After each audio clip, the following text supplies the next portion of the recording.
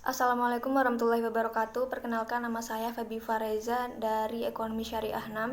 Saya dari kelompok 2 yang menjelaskan tentang paradigma kebijakan pada masa Kepresidenan Susilo Bambang Yudhoyono, di mana yang kita ketahui beliau menjabat sebagai Presiden Indonesia dalam 2 periode.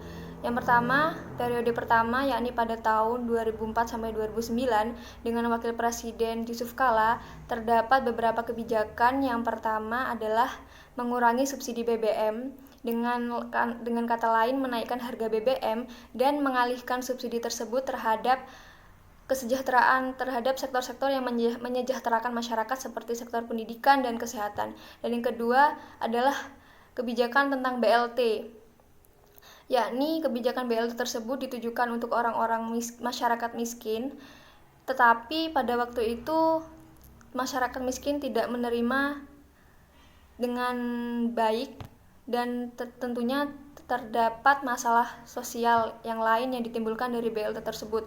Dan yang ketiga, pada waktu itu untuk menaikkan pendapatan per kapitanya dengan langkah membangun infrastruktur massal demi kebaikan ekonomi dan untuk menarik investor asing dengan janji untuk menaikkan iklim investasi.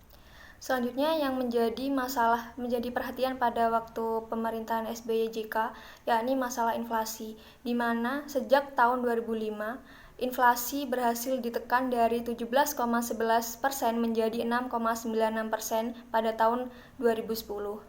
Dan pada waktu itu juga terjadi penurunan kemiskinan, di mana sejak 2005 penurunan kemiskinan ini dalam presentasinya dari 36,1 juta jiwa menjadi 31,2 juta jiwa pada tahun 2010. Selanjutnya, masa pemerintahan Presiden Susilo Bambang Yudhoyono dengan Wakil Presiden Budiono pada tahun 2009 sampai dengan 2014, di mana pada waktu itu pemerintah melalui Bank Indonesia menetapkan 4 kebijakan. Yang pertama adalah BI rate, dan yang kedua nilai tukar, dan yang ketiga operasi moneter, dan yang keempat kebijakan makroprudensial, untuk pengelolaan likuiditas dan makroprudensial lalu lintas modal. Itu saja yang dapat saya sampaikan. Apabila saya ada salah dan kekurangan mohon dimaafkan.